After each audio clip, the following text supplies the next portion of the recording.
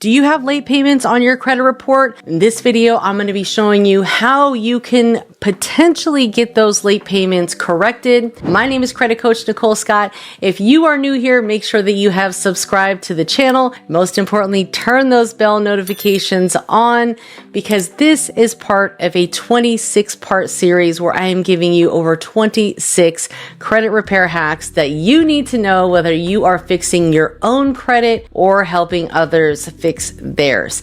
And in today's video, I'm going to be talking again about late payments and how you should go about handling these. Now, I will say this.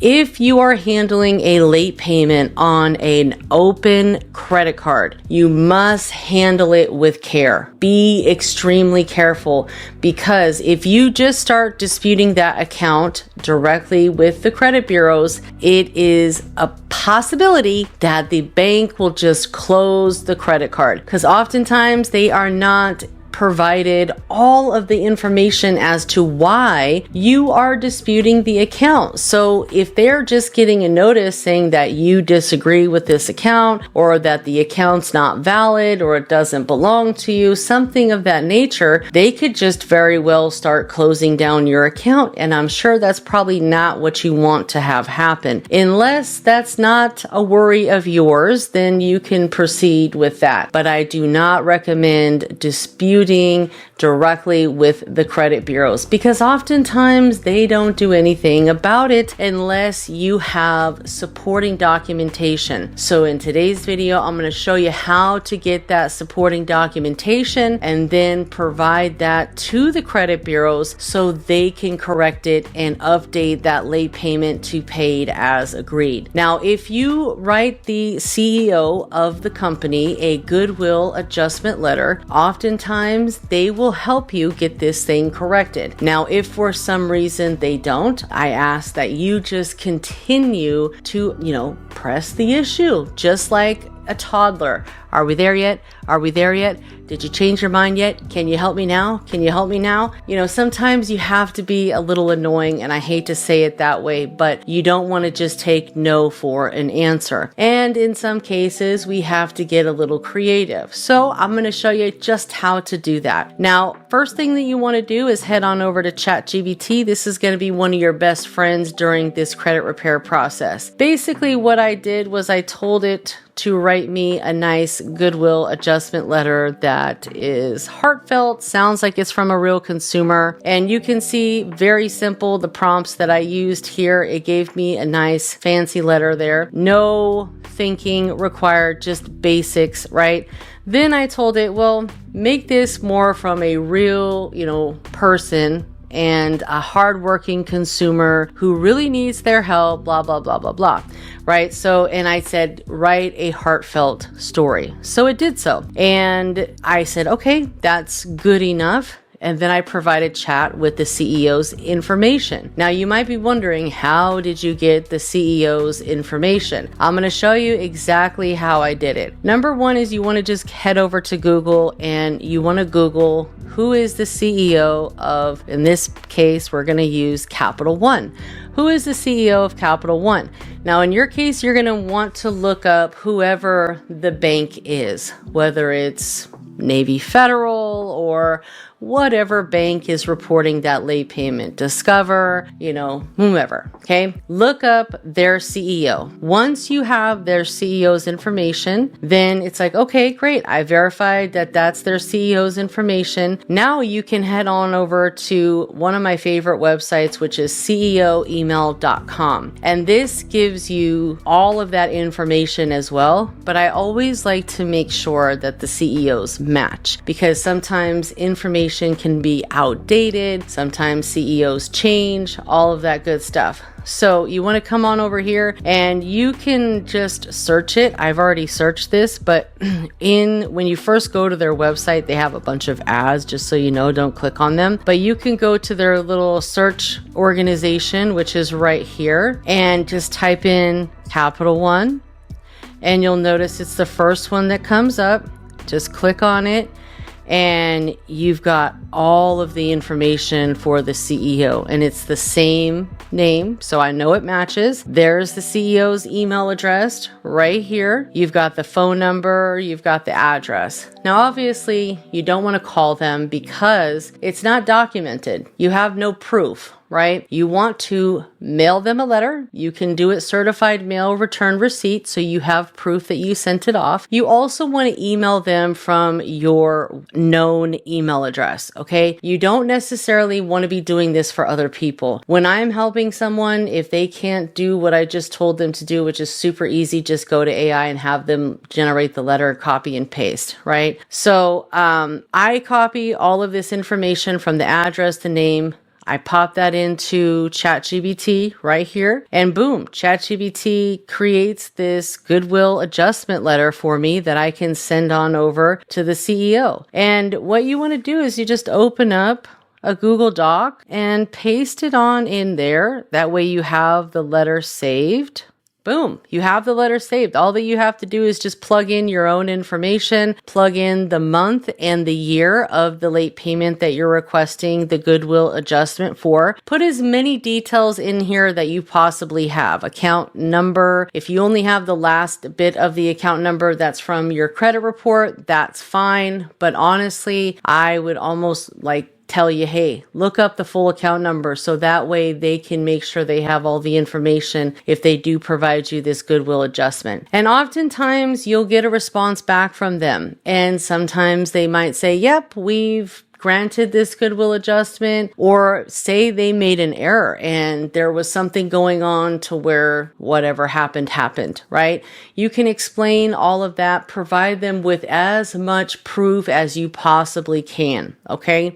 And again, mail it and email it. Mail it, certified mail return receipt. You've got their address right here on ceoemail.com. Another really cool website that you can use to get contact information or just to verify contact information is Elliott.org. And you can type in Capital One right here, Capital One credit card. That's it, okay? And you can see the information that they're giving as well. And it's the same thing. They've got 1680 Capital One Drive. Looks like the email address is the same.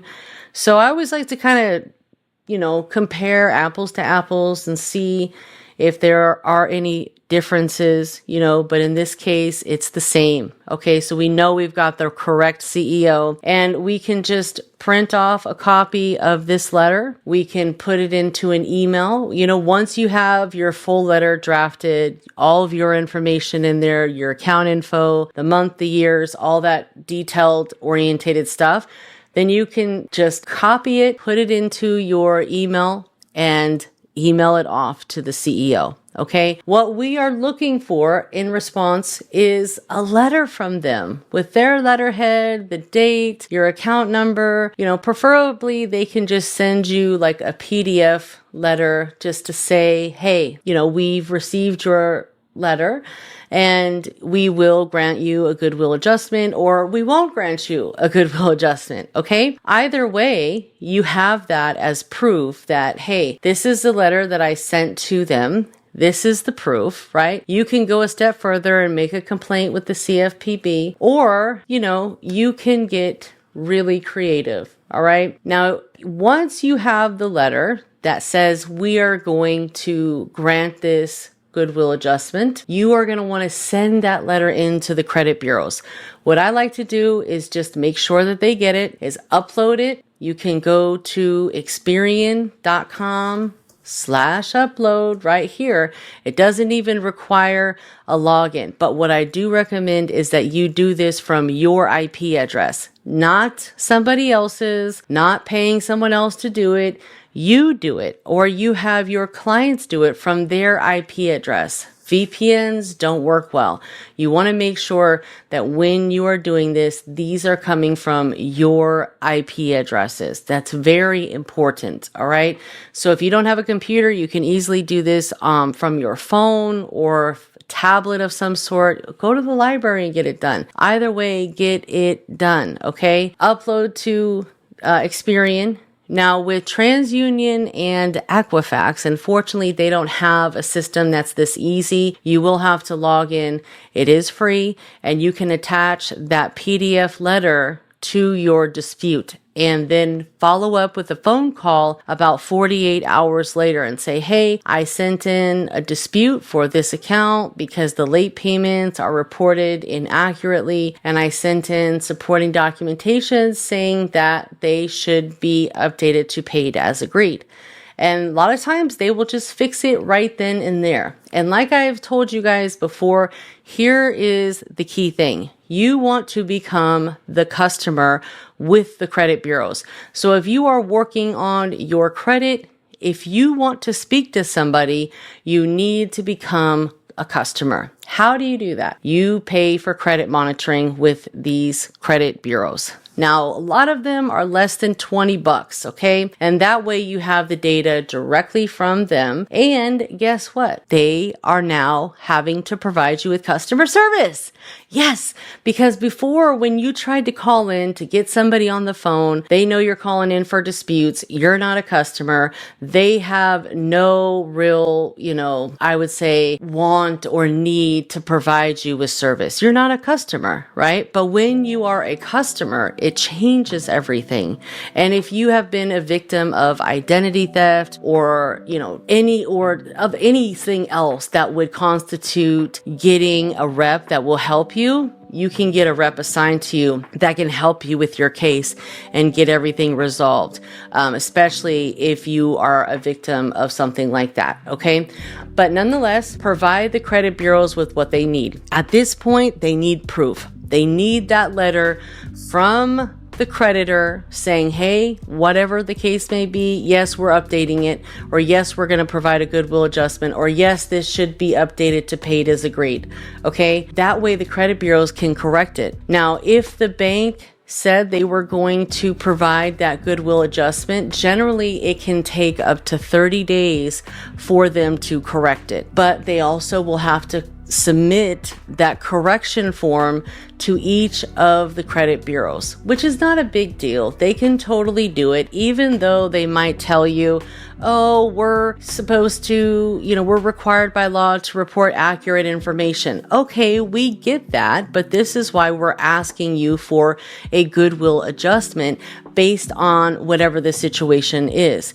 Now, if your late payment was during COVID, you can say that the CARES Act actually covered from this date to this date, which, is when the late payment happened. Now, unfortunately, if your late payment is outside of that date range, then you wouldn't be able to necessarily use that. But you can use other, methods like the letter that I just drafted with ChatGPT, something heartfelt, right? If something truly did happen to you, let them know. If you were in the hospital or you have any supporting documentation as to why this occurred, send that on in to the CEO and let them know that you are wanting to buy a house and this is affecting you in the worst way possible, and it would mean the world to you and your family if they could provide this one-time goodwill adjustment to you. I hope that helped, but this has helped a tremendous amount of my clients